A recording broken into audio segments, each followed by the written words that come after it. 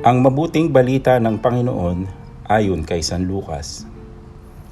Noong panahong iyon, sinabi ni Jesus sa kanyang mga alagad, "Ang anak ng tao ay dapat magtiis ng maraming hirap.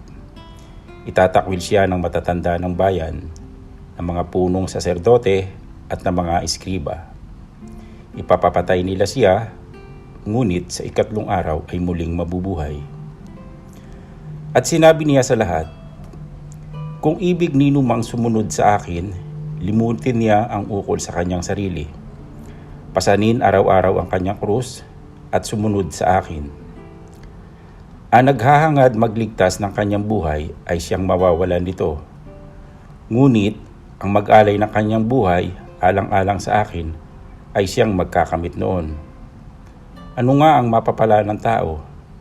Makamtaman niya ang buong sanlibutan, kung ang kantubas naman nito ay ang kanyang buhay.